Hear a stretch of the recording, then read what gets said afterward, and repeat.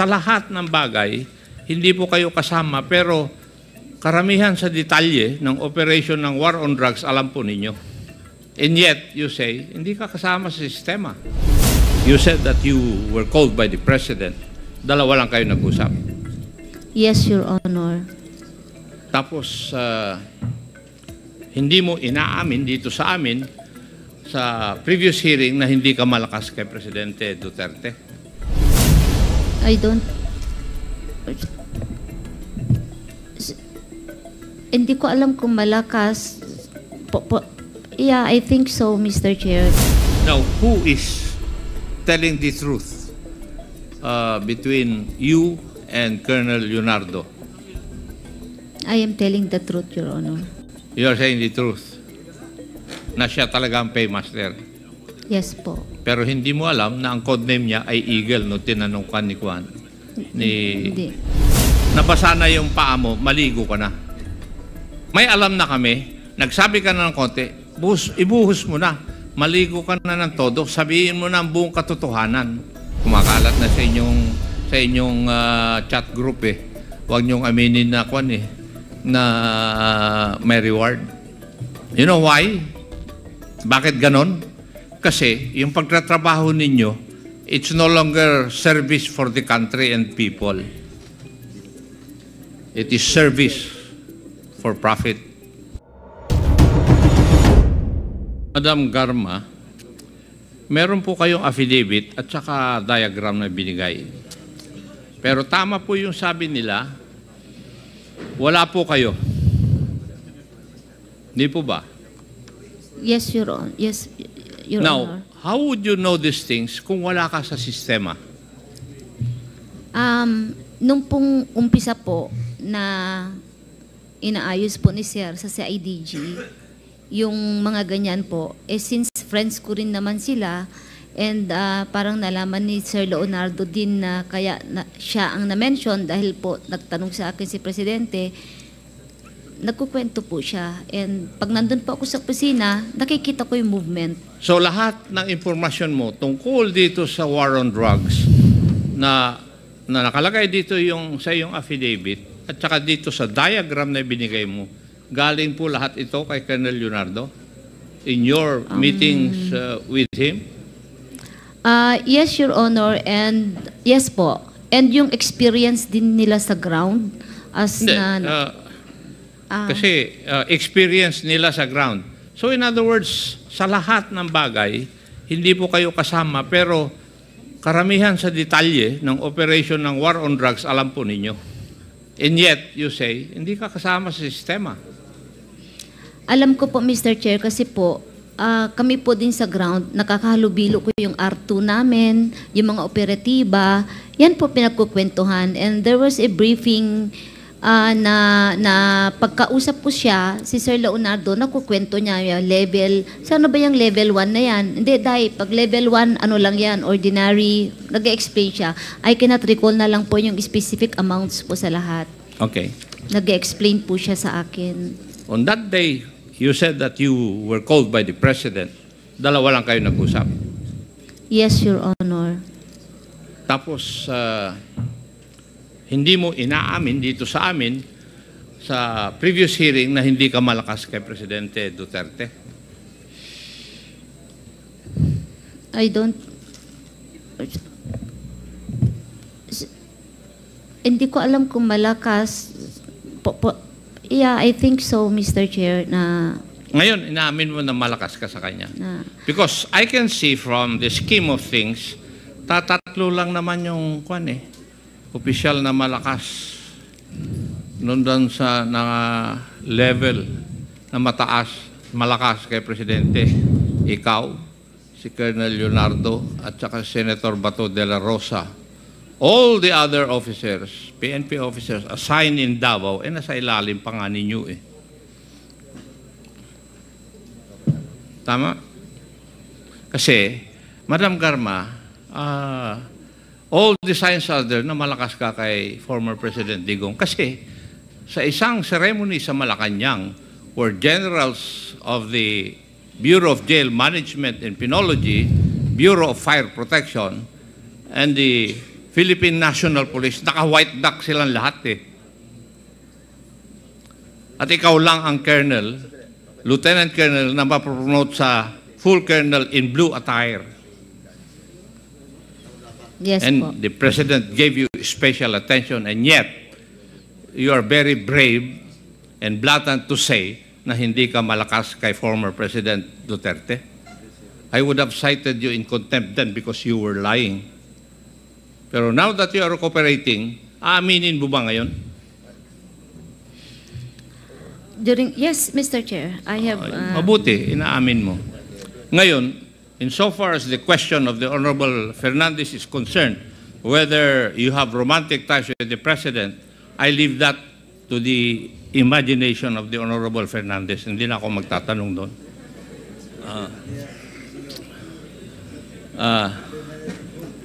Kasi kung magtatanong ako, baka umamin ka eh. Kaya ayaw ko na rin. Oh, sa totoo lang. Baka umamin ka. At anyway, yung binanggit mo na pangalan, Romel Bactat, Rodel Serbo, Michael Palma, they were all members of CIDG. Yes, Your Honor. Yes, Mr. Chair. And how did you come to know them? I was assigned with CIDG 2005 to 2008. And how So- did you know their specific assignments vis-a-vis Colonel Leonardo? Sinasabi po nila eh. Sino nagsasabi? Sila po, sir. Kung nag-ipon-ipon, sir. Okay. And observe naman sa movement, paki-encode mo to, ganon. Makikita mo, okay. So, pag pulis po, chismosa po tayo. So, nagtatanong po tayo, Mr. Chair. Kaya ako Kaya po, nalaman nagtataka, ko po. Madam Garma, alam mo ang sistema, yung general structure at saka flow ng communications at saka flow ng monetary considerations, pero hindi ka kasama sa sistema. Hindi ako makapaniwala doon, Madam Garma. Now, itong si Bactat, Serbo, and Palma were already dismissed, I think, this year, right? Yes, Mr. Chair. Sa dami ng kaso nila. Yes. They were dismissed administratively because of the administrative cases filed against them. Would that be correct? Yes, Mr. Chair. Yes. Now, dito sa diagram, kilala mo ba lahat yung mga tao na nandito? Dito sa ginawa mo? Opo, Mr. Chair. Except for alias Muking? Sir, I was really trying to recall her first name talaga. Honestly, Pero I kung cannot. first name, in other words, you knew her last name. Espino or Spina, I wasn't sure. Pina-research ko rin po yung kagabi, hindi ako nabigyan ng sagot po. That's why it's a public knowledge naman And when you say Muking. How did you siya come po. to know that the money came from her office going to a certain Mr. Pedro Parungo? Sinabi po ni Pedro, sir, yung pong sinabi ko na kumakamot siya ng ulo, sabi ko, oy, bakit? Sagot niya sa akin, problema ako, ma'am, kasi marami ng pera pumapasok sa account ko, nasisita na ako. Saan galing? Galing kay instruction kunin, pinapadala ni Muking. Yun po ang sinabi niya sa akin po. We have questioned the former Commissioner Leonardo in the previous hearings that we have had. He has always denied itong pwesto niya dito sa diagram na ginawa po ninyo. He has always denied that whenever we have asked him that question.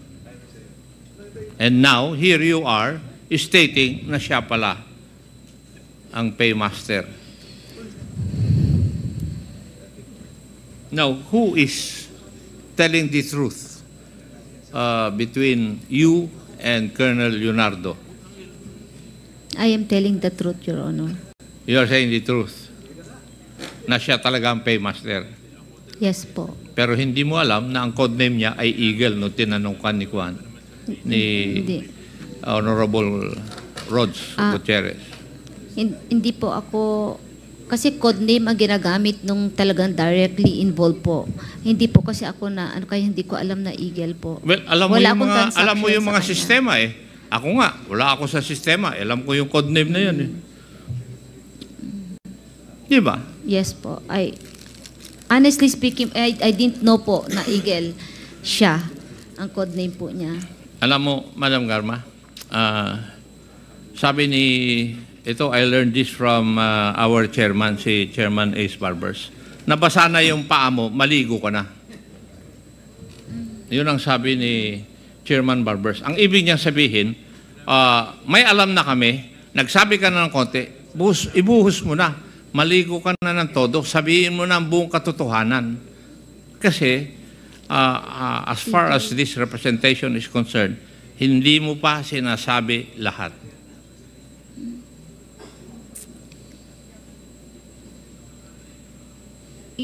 Yun po sa Eagle talaga po.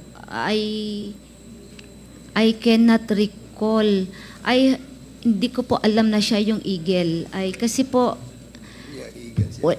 code ang ginagamit ng mga nasa ground, but ako I don't use Eagle. I don't know kung sinong Eagle nga po eh. Now, Sir. you have also stated in your affidavit na yung mga ibang opisyal, hindi naman lahat, na nakaka-deliver, yun ang terminology mo, ay nabibigyan ng reward ni Colonel Leonardo. Do you still cling to that statement of yours? Ang sinasabi ko po, Mr. Chair, hindi po directly binibigay. Sometimes may na-assign na dun idadaan tapos siya magdi-distribute. May ganung setup po na nangyayari. Ibig Meron mo sabihin din po- may ina-assign si Colonel Leonardo na tao para magbigay? Yung bang ibig mo sabihin? Hindi ko po alam kung siya nag-assign or may nag-volunteer, I don't know. But what I am aware po is merong dun ibibigay, tapos yung officer na yun ang magbibigay dun sa chief of police or whoever is yung may trabaho. Meron pong sistema din po na rekta sa kanya. Tapos irerekta din na ibigay. So it depends po kung ano yung naging arrangement sa kanya. Yun po yung Kung yung understand. provincial director ang nag-accomplish or nag-deliver, paano ang paraan para siya ay nabibigyan ng reward? Pwedeng diretso yung PD sa kanya or may inassign po yung PD to communicate dun po sa tao niya. Pwede pong ganon. Depende po sa arrangement na gagawin po nila. Your Pwede rin, Honor. hindi dadaan sa regional director? Yung PD? Pwede rin po yun, Mr. Hindi, Chair. tinatanong kita. May ganun hindi pong yung pwede ang gusto kong sagot eh. Kasi, yun nga yung sinabi ko, nabasa na nga yung buong paa mo, ayaw mo pang maligo eh. May ganun pong pangyayari po. Pwede po, depende po sa naging arrangement po ng officer sa ground sa kanya. Kasi ang arrangement is siya po ang nagde-decide eh. Would it be correct, Madam Garma, na si Colonel Leonardo was in charge basically sa mga na-assign na mga magdi-deliver sa CIDG? At si Senator Bato de la Rosa would be in charge doon sa Special Operations Group ng mga regional and provincial offices? Would I be correct? Hindi po eh. Ang alam ko po, kay Sir Leonardo lahat po, diretso. Kanino? Kay Sir Leonardo po lahat diretso. Diretso? Yes, sir. Yung mga nagkiklaim? Even SOGs po. Ang Kay pagkakaalam Colonel ko Leonardo lahat tumidiretso? Opo. Or meron po na dedicate na officer na dun ipadaan yung pera tapos siya magdi-distribute. And you stand by that Yun. on your honor? Yes, Mr. Chair. Yes. Now, Colonel Patay, Yes, Mr. Chair. ikaw ba ay nakakobra? Wala po, Mr. Chair. Sa MOA lang po ako at saka sa PADS, Mr. Chair. Kasi marami pong personnel sa Station 6, sumabot ng mula 300 hanggang 600. So, 1,390 po yung ano namin. Wala po akong ano doon, Mr. Chair. No? Wala po akong natatanggap doon, Mr. Chair. Doon sa mga napatay dito sa Quezon City. Wala po, Mr. Chair. So, what you're trying to tell us is, Madam Garma is the one lying. Hindi ko po alam yung ganun, Mr. Chair. Ganun, yung mga schemes na ganun. Galing mo. Kasi po, Mr. Chair, di ba po ako nasa ng Davao City, Mr. Chair? Hindi porket hindi ka na-assign sa Davao City, hindi mo alam yung scheme na yan. It's not logical.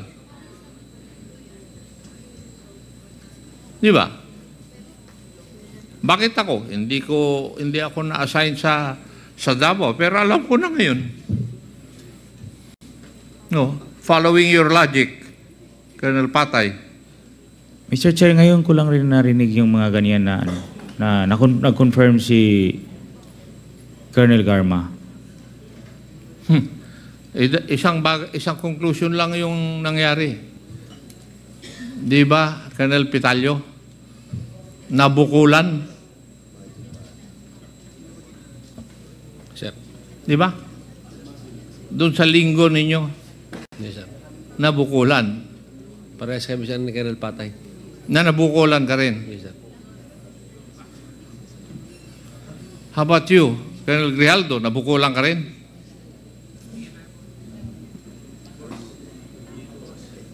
Hindi ko rin alam yung scheme na yun. Kasi kumakalat na sa inyong chat group eh. Huwag niyong aminin na kwan eh. Na may reward. You know why? Bakit ganon? Kasi yung pagtatrabaho ninyo, it's no longer service for the country and people. It is service for profit. Yun ang nangyayari. And that would be the impression that we have insofar as this committee is concerned. You were not doing your job just because you love your job or you love this country. You were doing that job because of the reward. Di ba? Kaya kumakalat sa inyong chat ngayon na huwag aminin.